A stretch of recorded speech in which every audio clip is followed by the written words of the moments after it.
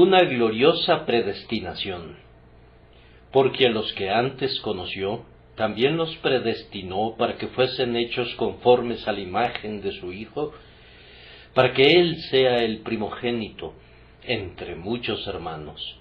Romanos 8:29. Habrán notado que Pablo ha estado exponiendo una experiencia interna y espiritual muy profunda en este capítulo. Ha escrito respecto al espíritu de servidumbre y al espíritu de adopción, respecto a las debilidades de la carne y a las ayudas del espíritu, respecto a la espera de la redención del cuerpo y a los gemidos que son indecibles. Era muy natural, entonces, que una profunda experiencia espiritual lo llevara a una clara percepción de las doctrinas de la gracia, pues una experiencia así es la única escuela en la que se aprenden eficazmente esas grandiosas verdades. Una falta de profundidad en la vida interior da cuenta de la mayoría de los errores doctrinales en la Iglesia. Una sólida convicción de pecado, una profunda humillación por su causa y un sentido de completa debilidad e indignidad conducen naturalmente a la mente a creer en las doctrinas de la gracia, mientras que la falta de profundidad en estos asuntos hace que el hombre se contente con un credo superficial. Esas enseñanzas que son llamadas comúnmente las doctrinas calvinistas son usualmente más amadas y mejor recibidas por quienes han experimentado mucho conflicto de alma y que por esa razón han aprendido la fuerza de la corrupción y la necesidad de la gracia. Noten también que Pablo ha estado tratando en este capítulo acerca de los sufrimientos de este tiempo presente, y aunque por fe los considera como muy insignificantes comparados con la gloria que ha de ser revelada, nosotros sabemos que no eran insignificantes en su caso. Pablo era un hombre que había sufrido muchas tribulaciones. Por causa de Cristo iba de tribulación en tribulación, y para servir a la Iglesia nadaba a través de muchos mares de aflicción. Por tanto, no me sorprende que en sus epístolas hablara a menudo sobre las doctrinas del conocimiento anticipado, de la predestinación y del amor eterno, porque constituyen un vigoroso reconstituyente para el espíritu desfalleciente. Para estar alegre pese a muchas cosas que de otro modo lo deprimirían, el creyente puede dirigirse a los incomparables misterios de la gracia de Dios, que son vinos purificados. Cuando el ser humano es sustentado por la gracia selectiva, aprende a gloriarse también en las tribulaciones y, fortalecido por el amor electivo, desafía el odio del mundo y las pruebas de la vida. El sufrimiento es la escuela de la ortodoxia. Muchos Jonases que ahora rechazan las doctrinas de la gracia de Dios sólo necesitan ser introducidos en el vientre de la ballena para que clamen junto con el más ortodoxo creyente en la gracia libre: la salvación es de Jehová. Los prósperos profesantes que no hacen negocios en medio de las ondas y las olas pudieran no darle mucha importancia al bendito anclaje del propósito eterno y del perdurable amor, pero quienes están fatigados con tempestad, sin consuelo, piensan diferente. Estas cuantas frases nos han de servir de prefacio. No las digo motivado por un espíritu de controversia, sino todo lo contrario. Nuestro texto comienza con la expresión: porque a los que antes conoció, también los predestinó, y muchos sentidos le han sido asignados a estas palabras conocer antes, aunque en este caso hay un sentido que se hace más recomendable que cualquier otro. Algunos han pensado que significa simplemente que Dios predestinó a unos seres humanos cuya historia futura ya conocía de antemano. No podemos entender de esa manera el texto que estamos considerando, porque el Señor conoce de antemano la historia de todo ser humano y de todo ángel y demonio. En lo que a la presciencia se refiere, cada ser humano es conocido de antemano, y sin embargo, nadie aseveraría que todos los hombres han sido predestinados a ser conformados a la imagen del Señor Jesús. Pero se asevera adicionalmente que el Señor sabía de antemano quién llegaría a arrepentirse, quién creería en Jesús y quién perseveraría en una vida consistente hasta el fin. Esto está sobreentendido, pero un lector tendría que usar unos lentes de aumento muy potentes antes de ser capaz de descubrir ese sentido en el texto. Después de repasar cuidadosamente mi Biblia, yo no percibo ninguna declaración de ese tipo. ¿Dónde están esas palabras que agregaste a los que supo de antemano que se arrepentirían, que creerían y que perseverarían en la gracia? No las encuentro ni en la versión en inglés ni en el original griego. Si pudiera leerlas de esa manera, el pasaje sería ciertamente muy fácil y alteraría grandemente mis creencias doctrinales. Pero, como no encuentro esas palabras ahí, les pido que me disculpen, pero no creo en ellas. Por sabia y aconsejable que sea una interpolación hecha por el hombre, no tiene ninguna autoridad para nosotros. Nosotros nos inclinamos ante la Santa Escritura, pero no ante glosas que pudieran elegir los teólogos para superponerlas en ella. El texto no hace ninguna alusión a ninguna virtud vista de antemano, como tampoco a ningún pecado visto por anticipado, y por tanto nos vemos obligados a encontrarles otro significado a esas palabras.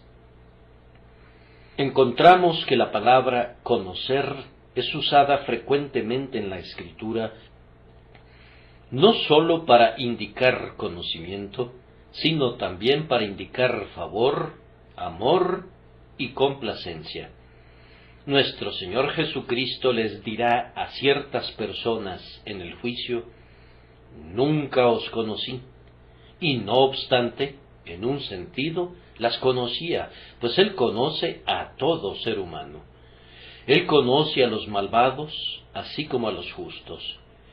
Pero ahí el significado es: nunca los conocí en el sentido de sentir alguna complacencia en ustedes o mirarlos con favor. Vean también Juan 10, 14, 15 y 2 Timoteo 2:19. En Romanos 11:2 leemos: ¿no ha desechado Dios a su pueblo, al cual desde antes conoció?, donde el sentido evidentemente contiene la idea de amar de antemano, y así debe entenderse aquí. Aquellos a quienes el Señor miró con favor al verlos de antemano, a esos predestinó para que fueran hechos conformes a la imagen de su Hijo. Ellos son, como lo expresa Pablo en su carta a los Efesios, predestinados conforme al propósito del que hace todas las cosas según el designio de su voluntad. No estoy ansioso por detenerme en asuntos controvertidos, sino por llegar al tema de mi sermón. El texto nos dice que el propósito de la predestinación es ser hechos conformes a Cristo. Tenemos, en segundo lugar, que la predestinación es la fuerza impelente que permite alcanzar esa conformación.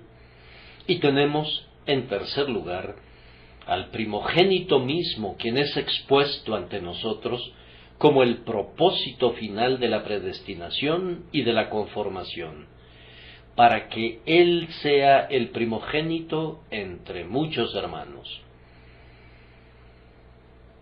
Observen cuidadosamente entonces que el sagrado propósito de la predestinación es que seamos hechos conformes a Cristo.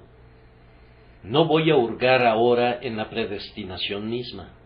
Las cosas secretas pertenecen a Dios.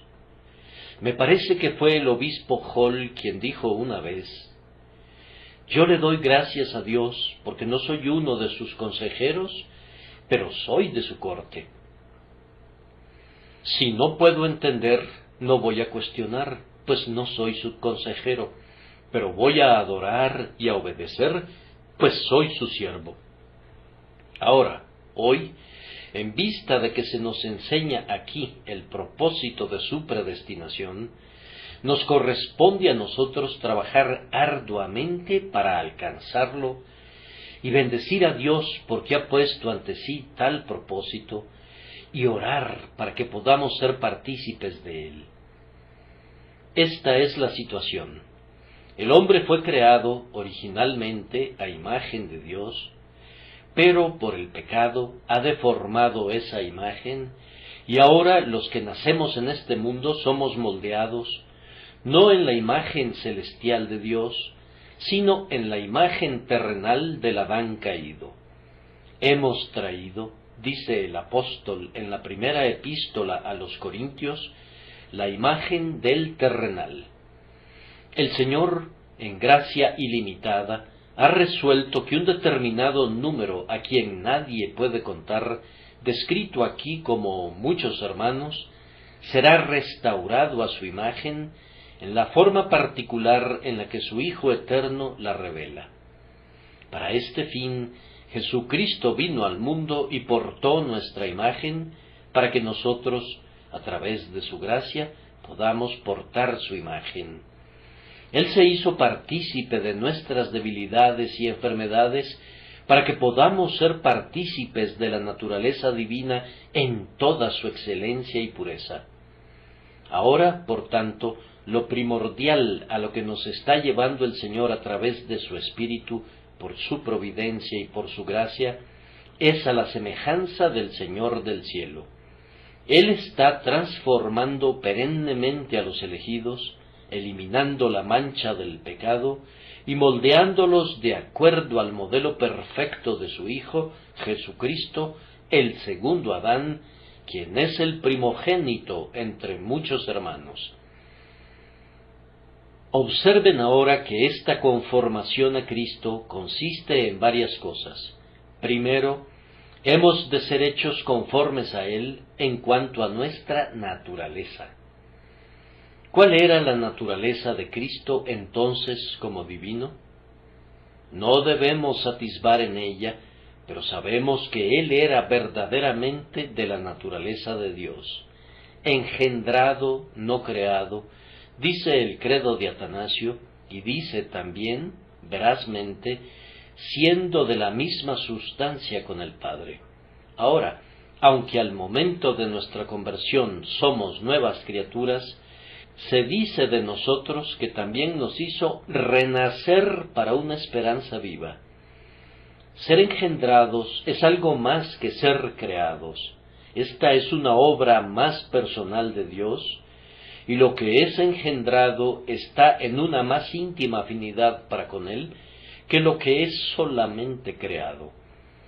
Así como Cristo estuvo, como el unigénito del Padre, muy por encima de las simples criaturas, así también ser engendrados por Dios, en nuestro caso, significa mucho más de lo que incluso la primera creación perfecta podía implicar.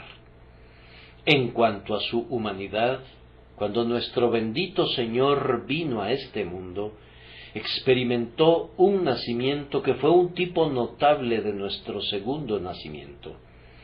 Nació en este mundo en un lugar muy humilde, en medio de unos bueyes y en un pesebre. Sin embargo, no le faltaron los cánticos de los ángeles ni la adoración de las huestes celestiales.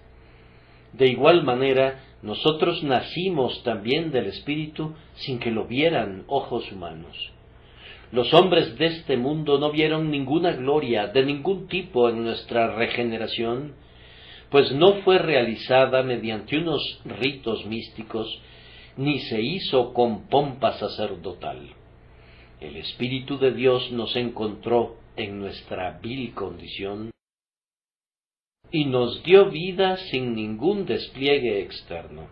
Sin embargo, en ese preciso instante, allí donde los ojos humanos no vieron nada, los ojos seráficos contemplaron unas maravillas de la gracia, y los ángeles en el cielo se regocijaron por un pecador arrepentido y cantaron una vez más: «Gloria a Dios en las alturas».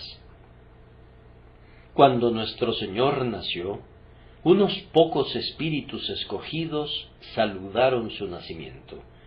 Una Ana y un Simeón estaban listos para tomar en sus brazos al niño recién nacido y para bendecir a Dios por él. Y de igual manera hubo quien saludó nuestro nuevo nacimiento con muchas acciones de gracias. Amigos y simpatizantes que habían estado atentos a nuestra salvación se alegraron cuando contemplaron en nosotros la verdadera vida celestial y alegremente nos tomaron en los brazos de la crianza cristiana. Tal vez hubo alguien también que sufrió dolores de parto hasta que Cristo, la esperanza de gloria, fue formado en nosotros. Y cuán feliz fue ese espíritu al ver que nacimos para Dios. Cómo ponderó nuestro progenitor espiritual cada palabra agraciada que expresamos, y cómo dio gracias a Dios por las buenas señales de gracia que podían encontrarse en nuestra conversación. Entonces alguien peor que Herodes también buscó matarnos. Satanás estaba ansioso de que el recién nacido niño de la gracia muriese, y por tanto envió fieras tentaciones para eliminarnos. Pero el Señor encontró un refugio para nuestra vida espiritual infantil y mantuvo vivo al niño. La simiente viva e incorruptible permaneció y creció en nosotros. Todos los que han nacido de nuevo han sido hechos conformes a la imagen de Cristo en el asunto de su nacimiento, y ahora ustedes son partícipes de su naturaleza. No es posible que nosotros seamos divinos, y no obstante, escrito está que somos hechos participantes de la naturaleza divina. Nosotros no podemos ser precisamente como Dios es, sin embargo, así como hemos traído la imagen del terrenal, traeremos también la imagen del celestial, cualquiera que esa imagen sea. El nuevo nacimiento nos sella muy seguramente con la imagen de Cristo de la misma manera que nuestro primer nacimiento imprimió en nosotros un parecido con los padres de nuestra carne. Nuestro primer nacimiento nos dio humanidad. Nuestro segundo nacimiento nos une con la deidad. Así como fuimos concebidos en pecado al principio y formados en maldad, así también, en la regeneración, nuestro nuevo hombre es renovado en el conocimiento según la imagen de aquel que nos creó, el que santifica, y los que son santificados, de uno son todos, por lo cual no se avergüenza de llamarlos hermanos. Además, esta conformación a Cristo se da en la relación así como en la naturaleza. Nuestro Señor es el Hijo del Altísimo, el Hijo de Dios, y verdaderamente, amados, ahora somos hijos de Dios y aún no se ha manifestado lo que hemos de ser, pero sabemos que cuando Él se manifieste, seremos semejantes a Él, porque le veremos tal como Él es. Jehová ha declarado que Él será un Padre para nosotros, y que nosotros seremos sus hijos y sus hijas. Tan ciertamente como Jesús es un hijo, igual de cierto lo somos nosotros, pues el mismo Espíritu da testimonio de ambas cosas, según está escrito, y por cuanto sois hijos, Dios envió a vuestros corazones el Espíritu de su Hijo, el cual clama, Abba, Padre. Cuando Jesús vino al mundo como el Hijo de Dios, no se dejó a sí mismo sin testimonio. Su primera aparición pública, cuando se acercó a las aguas del bautismo, fue señalada por una voz proveniente de la excelente gloria que dijo, Este es mi Hijo amado, y por el Espíritu que descendió como paloma y vino sobre él. Lo mismo sucede con nosotros.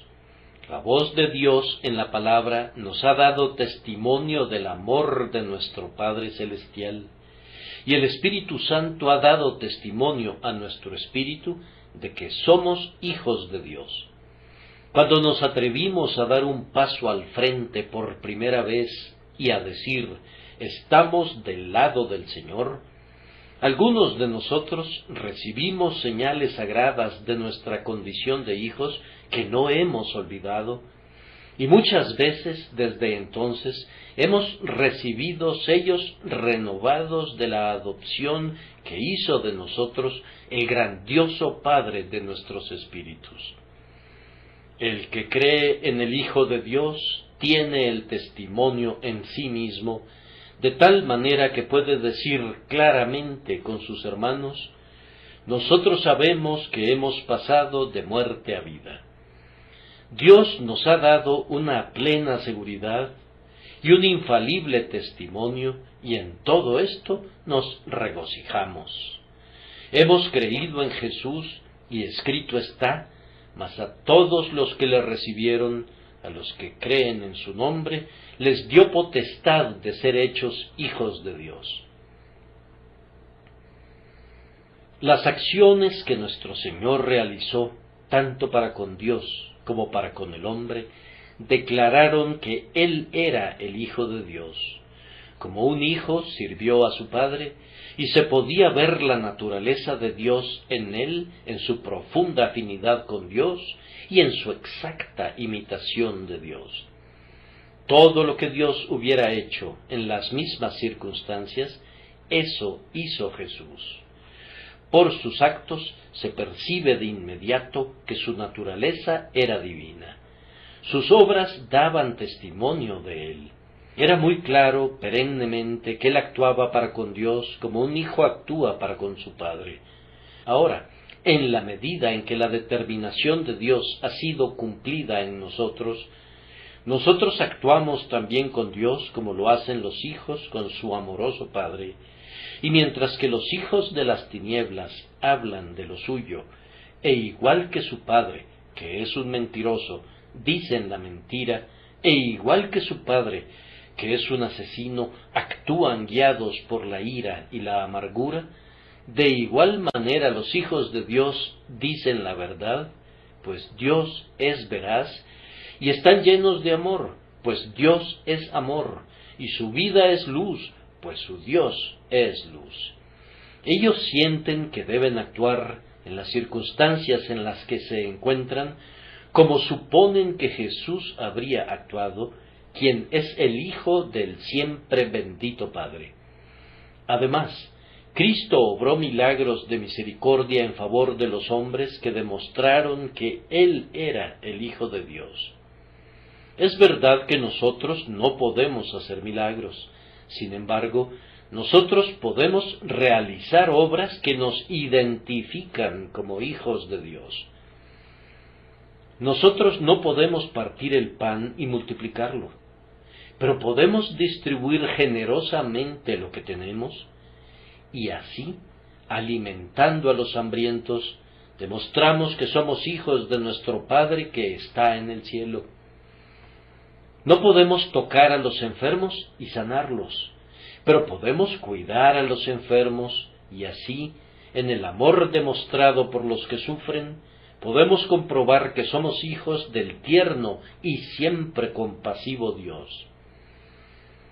Pero nuestro Señor nos ha dicho que haremos obras mayores que las suyas, porque Él ha ido al Padre, y nosotros hacemos esas obras mayores. Podemos obrar milagros espirituales. ¿Acaso no nos podemos poner hoy junto a la tumba de algún pecador muerto y decir: Lázaro, ven fuera?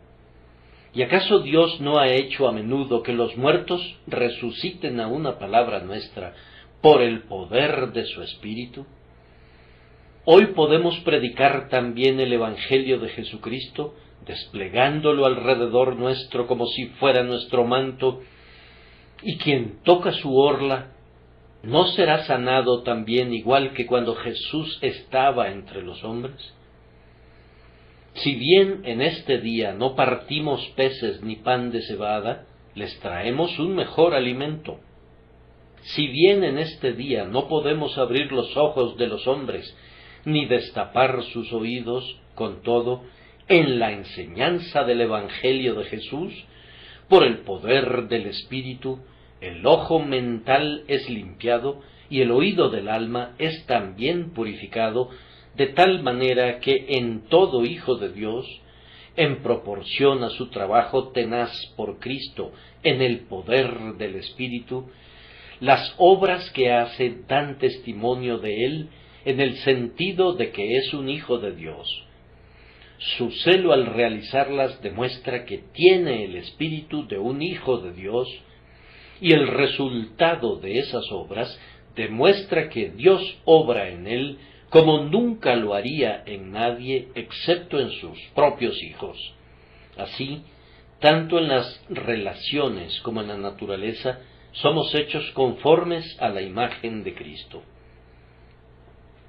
En tercer lugar, hemos de ser hechos conformes a la imagen de Cristo en nuestra experiencia. Esta es la parte del tema de la que nuestros pusilánimes espíritus a menudo rehuyen, pero si fuéramos sabios, no sería así. ¿Cuál fue la experiencia de Cristo en este mundo? Esa será la nuestra. Podemos resumirla como una relación con Dios, con los hombres, con el demonio y con todo mal. ¿Cuál fue su experiencia con respecto a Dios? Y aunque era hijo, por lo que padeció, aprendió la obediencia. Aunque sin pecado, no estuvo exento de sufrimiento. El primogénito de la familia divina fue castigado más severamente que cualquier otro miembro del hogar. Fue herido de Dios y abatido hasta que, como clímax de todo, exclamó: Eloi, Eloi, lama sabactani. Oh, la amargura de ese grito: Dios mío, ¿por qué me has desamparado? Era el padre que estaba hiriendo al hijo primogénito. Y si ustedes y yo, hermanos, hemos de ser hechos conformes a la imagen del primogénito, aunque podemos esperar de Dios mucho amor paternal, también debemos calcular que se manifestará en disciplina paterna. Si se os deja sin disciplina, de la cual todos han sido participantes, entonces sois bastardos y no hijos. Pero si son verdaderos hijos, hechos semejantes al primogénito, la vara hará que se duelan, y algunas veces se verán obligados a decir: Dios mío, ¿por qué me has desamparado? Porque el Señor al que ama, disciplina, y azota a todo el que recibe por hijo. Si soportáis la disciplina, Dios os trata como a hijos, porque ¿qué hijo es aquel a quien el Padre no disciplina?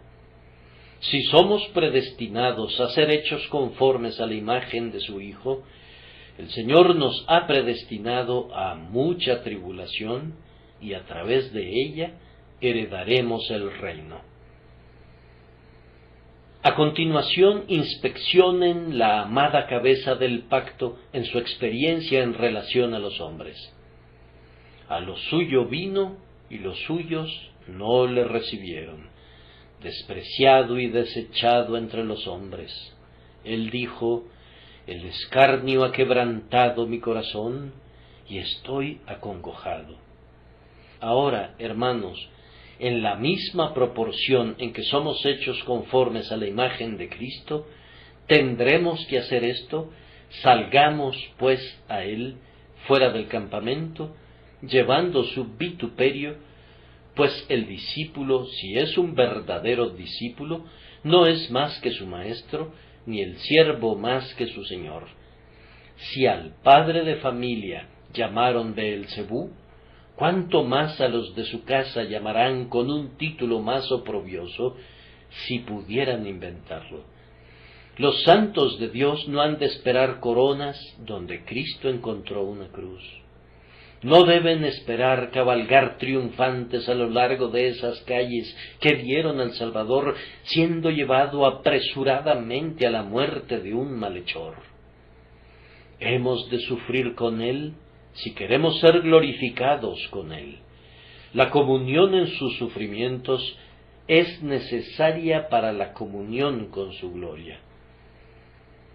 Luego, consideren la experiencia de nuestro Señor con respecto al príncipe del poder del aire. Satanás no era ningún amigo de Cristo, antes bien, encontrándolo en el desierto, vino a él con este maldito si eres hijo de Dios. El diablo comenzó la batalla con ese ataque contra su condición de hijo. Si eres hijo de Dios. Ustedes saben cómo lo acometió 3 veces con esas tentaciones que tienden a ser altamente atractivas para la pobre humanidad, pero Jesús las venció a todas ellas. El archienemigo, el dragón antiguo, estaba mordisqueando siempre el talón de nuestro grandioso Miguel, que aplastó para siempre su cabeza.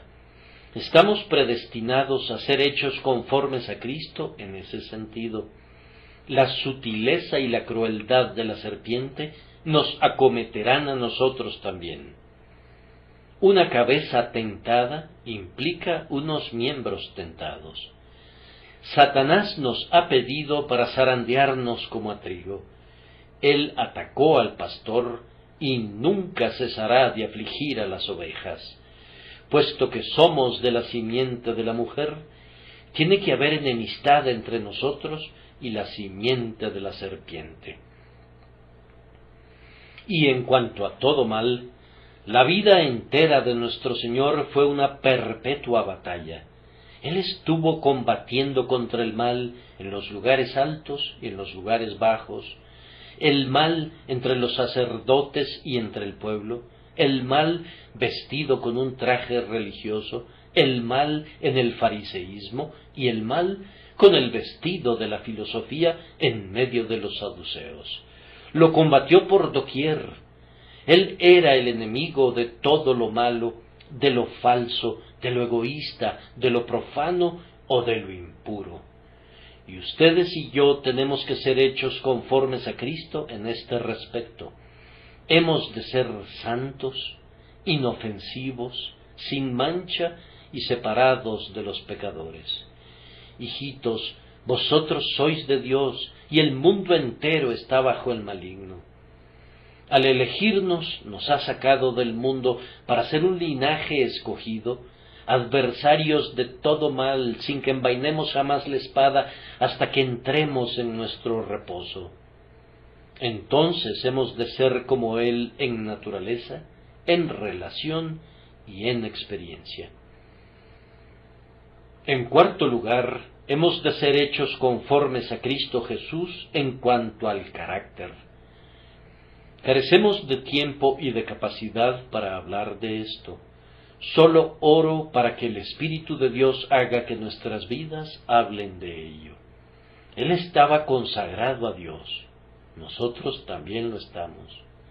El celo de la casa de Dios lo consumía. debería consumirnos también a nosotros. Él se ocupó en los negocios de su Padre. Así debemos ocuparnos siempre. Él era todo amor para el hombre. Nos corresponde a nosotros ser lo mismo.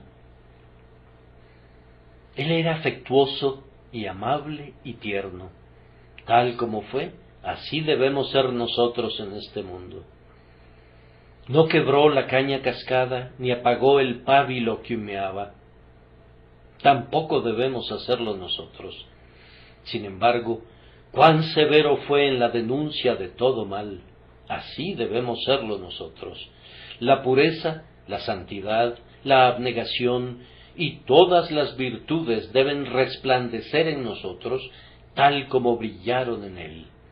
Ah, y bendito sea Dios, porque brillarán también por la obra del Espíritu.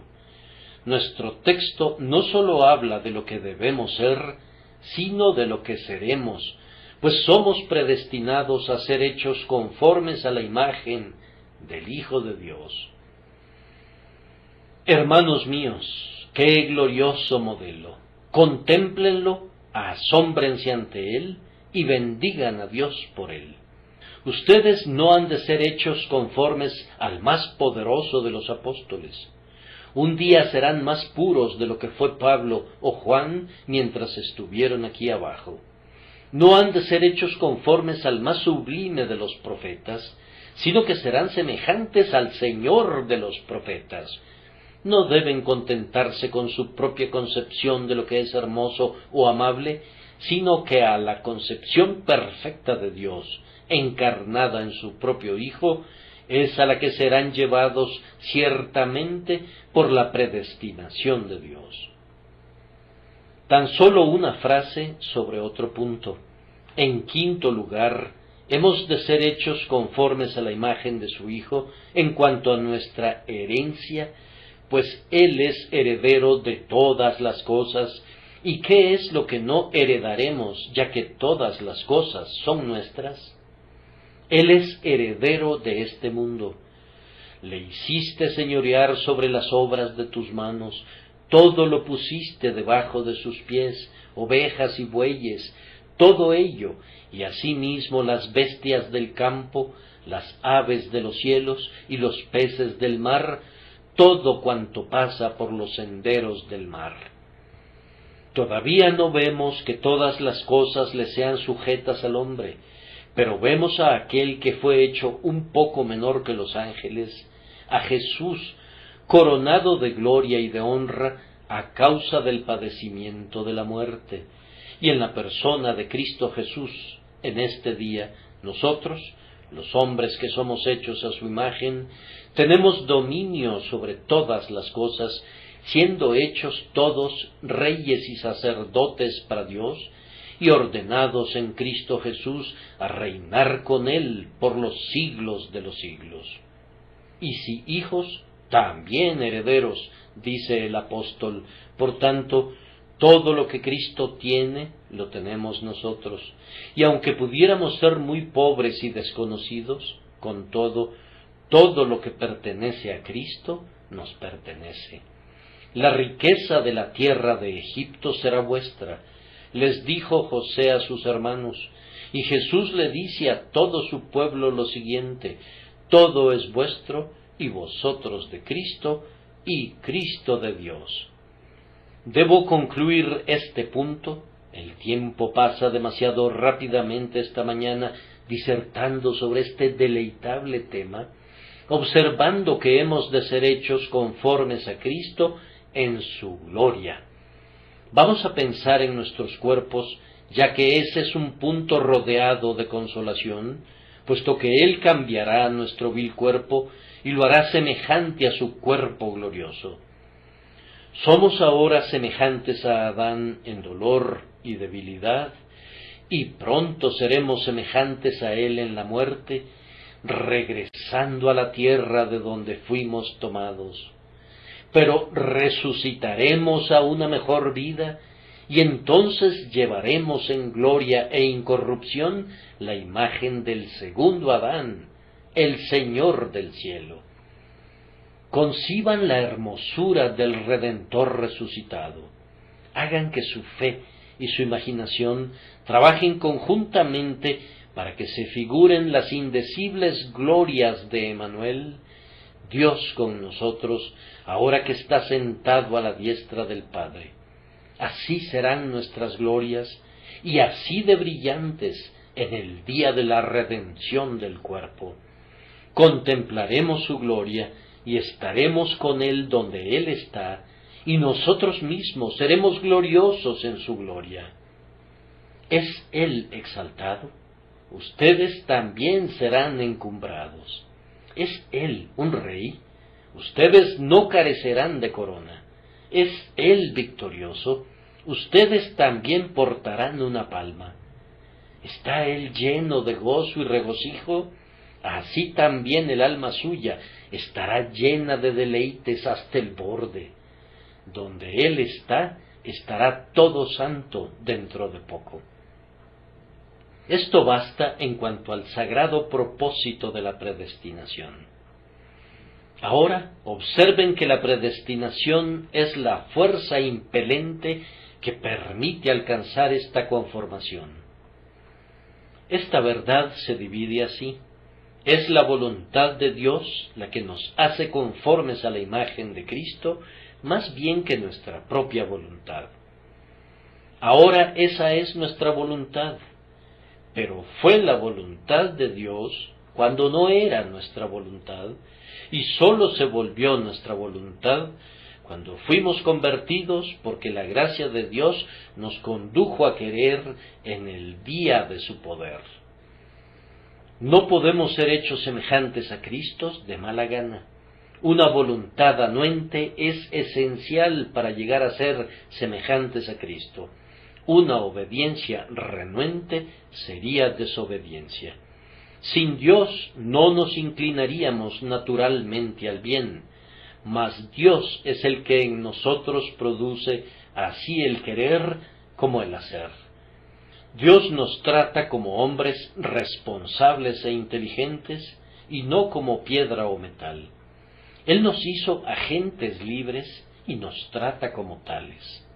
Ahora estamos dispuestos a ser hechos conformes a la imagen de Jesús, sí, y estamos más que dispuestos, estamos ansiosos y deseosos de serlo, pero aún así, la principal y primera fuerza motriz no estaba en nuestra voluntad, sino en su voluntad, y hoy la fuerza inmutable de la que dependemos con suma confianza no está en nuestra inconstante y débil voluntad, sino en la inmutable y omnipotente voluntad de Dios. La fuerza que nos está haciendo conformes a Cristo es la voluntad de Dios en la predestinación. Y de igual manera es más bien una obra de Dios que una obra nuestra. Hemos de trabajar con Dios en el proceso de ser hechos semejantes a Cristo. No hemos de ser pasivos como la madera o el mármol. Hemos de ser seres que oran, vigilantes, fervientes, diligentes, obedientes, denodados y creyentes, pero, aun así, la obra es de Dios. La santificación es una obra del Señor en nosotros. Hiciste en nosotros todas nuestras obras, desde el principio y en el presente y hasta el final. El que nos hizo para esto mismo es Dios, quien nos ha dado las arras del Espíritu. No hay ninguna santidad en nosotros que fuera generada por nosotros mismos, nada bueno que proviniera de nuestra propia conformación. Toda buena dádiva y todo don perfecto desciende de lo alto. No a nosotros, oh Jehová, no a nosotros, sino a tu nombre da gloria. Aun así, cierto como es que somos agentes libres, con todo, el Señor es el alfarero y nosotros somos la arcilla en la rueda, y es su obra, y no la nuestra, la que nos hace semejantes a Cristo. Si tocamos con nuestro dedo en cualquier punto de la vasija, se desfigura y pierde belleza. Es sólo donde la mano de Dios se ha posado que la vasija comienza a asumir la forma del modelo. Por tanto, amados, toda la gloria ha de ser para Dios y no para nosotros. Es un gran honor para cualquier ser humano que sea semejante a Cristo. Dios no tiene la intención de que sus hijos no tengan ningún honor, pues Él da honor a su propio pueblo, pero aun así la verdadera gloria le corresponde a Él, puesto que Él nos ha hecho y no nosotros a nosotros mismos. ¿No podemos decir esta mañana con corazones agradecidos, por la gracia de Dios soy lo que soy? ¿Y no sentimos que pondremos todos nuestros honores, cualesquiera que sean, a los pies de aquel que conforme a su abundante misericordia nos predestinó para ser hechos conformes a la imagen de su Hijo? Ahora debo abordar un tercer punto y voy a hacerlo brevemente. Dulcemente se revela que el fin último de todo esto es Cristo. Los predestinó para que fuesen hechos conformes a la imagen de su Hijo, para que Él, Dios tiene siempre en mente algo para Él, su bienamado Hijo. Él tiene el propósito de su propia gloria en la gloria de su amado Hijo.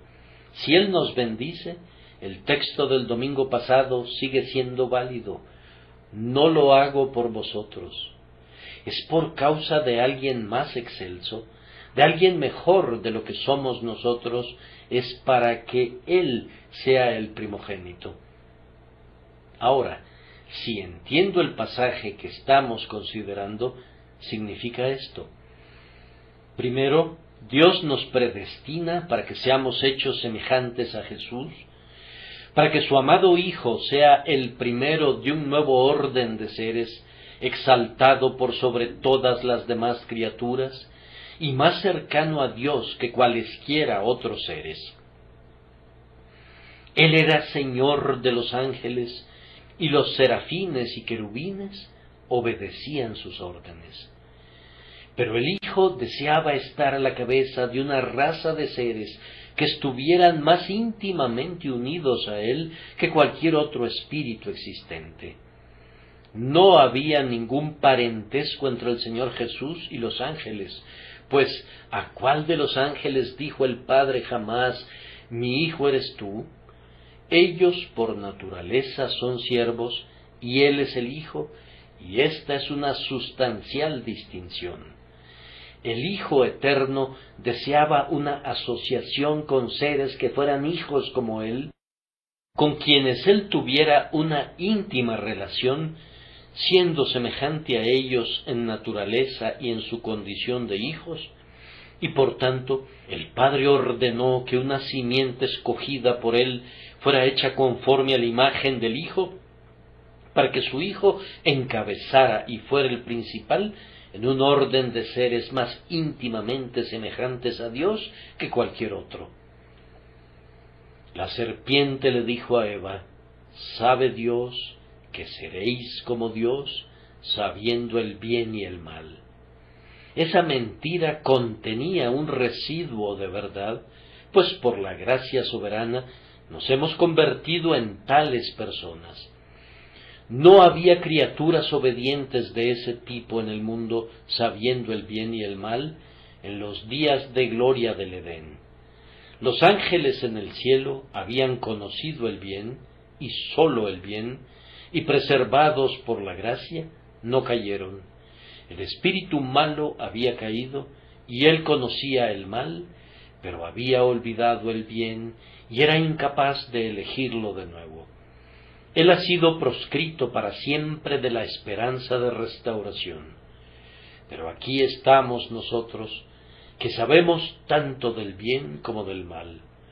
Entendemos lo uno y también lo otro, y ahora ha sido engendrada en nosotros una naturaleza que ama la santidad y que no puede pecar, porque es nacida de Dios.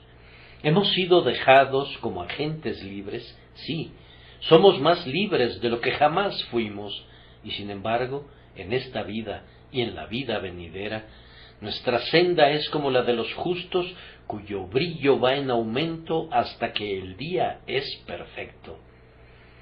Los ángeles no conocen el mal, nunca han tenido que luchar con el mal conocido y sentido en el interior, no han probado las sendas del placer pecaminoso, y por la gracia han sido apartados de ellas, de manera que con un íntegro propósito de corazón se aferran a la santidad perennemente. Jesús encabeza ahora una raza asediada, pero victoriosa, agudamente tentada, pero con la capacidad de vencer. Gozosa y alegremente será nuestro deleite para siempre hacer la voluntad del Padre. Para siempre con Cristo a nuestra cabeza seremos los más cercanos al trono eterno, seremos los siervos más leales, porque también somos hijos, los más firmemente apegados al bien, porque una vez conocimos la amargura del mal. Así como Cristo tuvo que beber la copa del sufrimiento por el pecado, nosotros hemos sorbido también de ella. Hemos conocido el horror provocado por la culpa, y por esa razón, en el futuro seremos una raza más noble a lo largo de toda la eternidad, más libre para servir, y para servir a Dios de una manera más noble que cualesquiera otras criaturas en el universo. Entiendo que ese es el significado del texto, que el Señor quiere que Cristo sea el primero de un orden más noble de seres.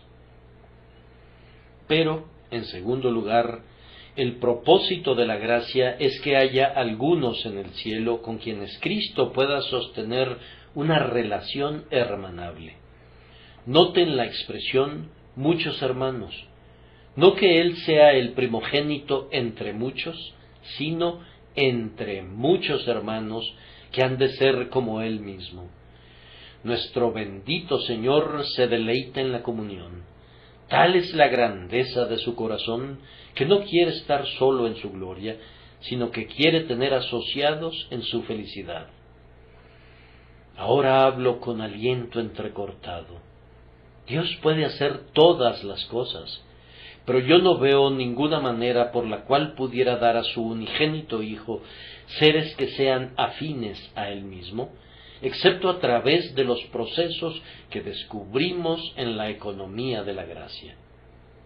He aquí seres que conocen el mal y que conocen también el bien, seres que tienen infinitos compromisos por lazos de amor y de gratitud para elegir perdurablemente el bien, seres con una naturaleza tan renovada que siempre han de ser seres santos, y estos seres pueden tener comunión con el Dios encarnado en el sufrimiento como no pueden tenerla los ángeles, comunión en el castigo de la culpa como no pueden tenerla los ángeles, comunión en las angustias del corazón, en los conflictos, en los vituperios y en el quebrantamiento de espíritu como no pueden tenerla los ángeles.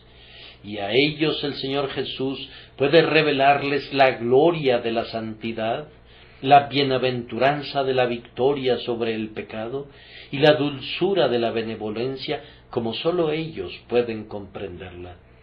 Los hombres renovados son hechos compañeros idóneos para el Hijo de Dios. Él se complacerá todavía más gozosamente porque ellos comerán el pan con Él en su reino. Él estará gozoso cuando declare el nombre del Señor a sus hermanos.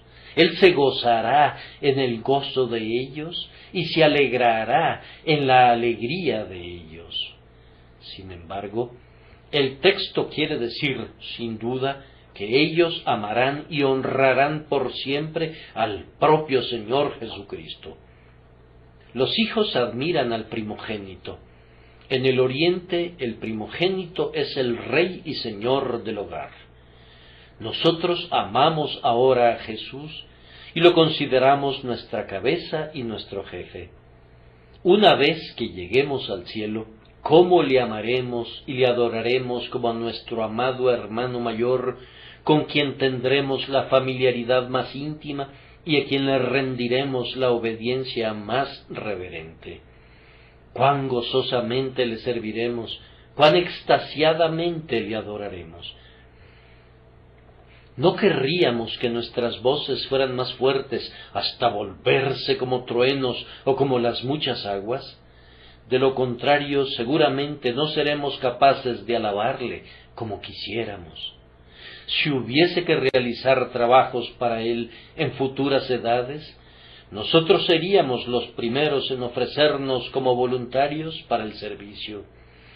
Si hubiese que pelear batallas en tiempos venideros contra otras razas rebeldes, si se requiriesen siervos para volar sobre los vastos dominios del infinito para llevar los mensajes de Jehová, ¿quién volará tan velozmente como nosotros lo haremos una vez que sintamos que en sus atrios moraremos, no como meros siervos, sino como miembros de la familia real, siendo partícipes de la naturaleza divina y siendo los más cercanos a Dios mismo?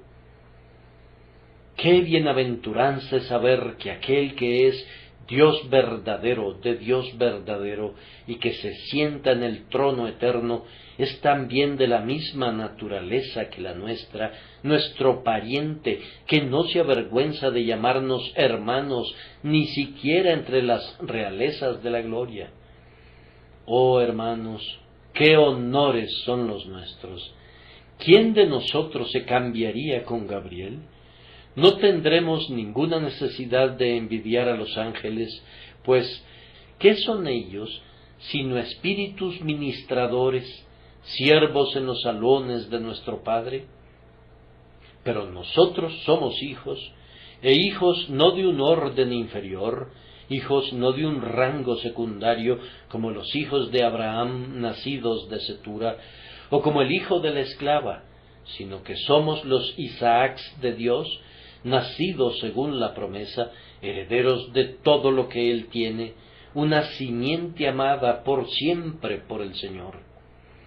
Oh, qué gozo debe llenar nuestros espíritus esta mañana ante la perspectiva que este texto revela y que la predestinación asegura.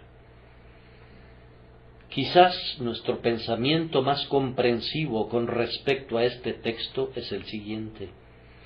Dios estaba tan complacido con su Hijo y vio tales hermosuras en él, que resolvió multiplicar su imagen. Amado mío, le dijo, tú serás el modelo a partir del cual voy a moldear a mi más noble criatura.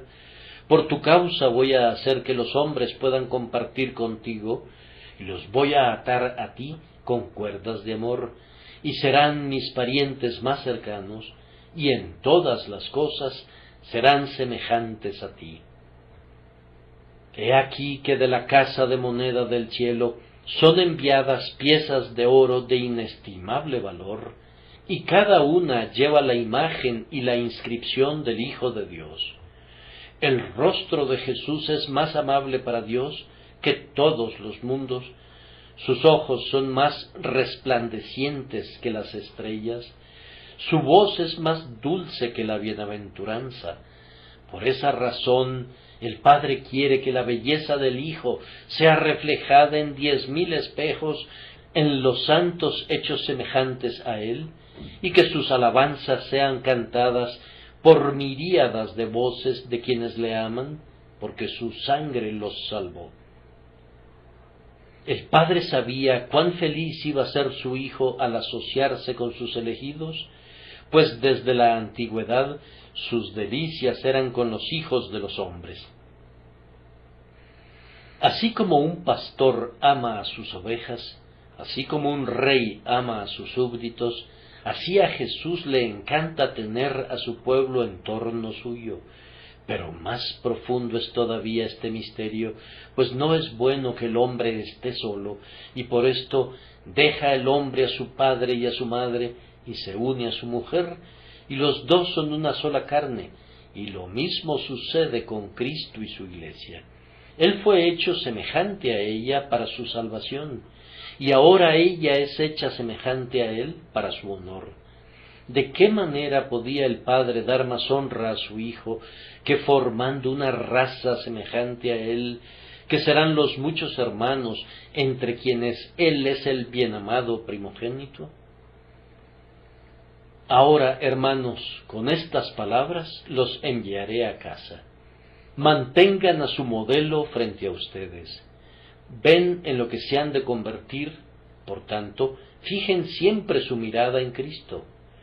Ven lo que son predestinados a hacer, propónganse lograrlo cada día.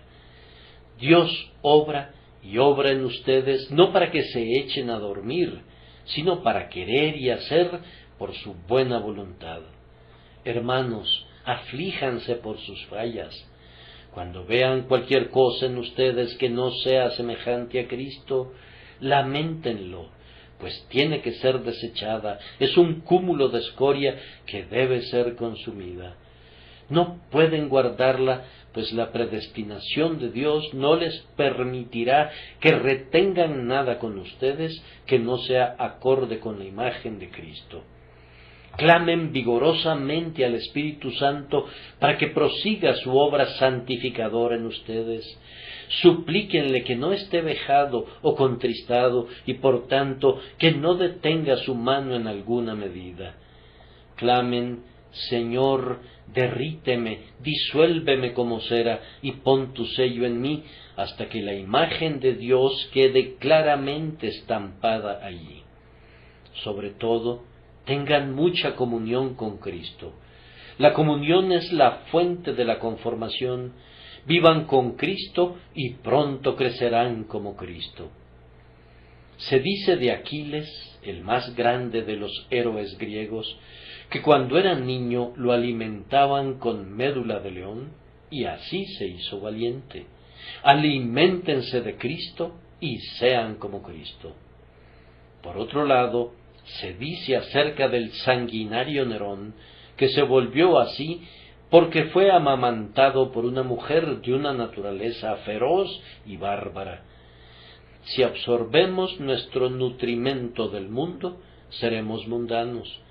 Pero si vivimos de Cristo y moramos en Él, nuestra conformación con Él será fácilmente lograda y seremos reconocidos como hermanos de esa bendita familia de la cual Jesucristo es el primogénito.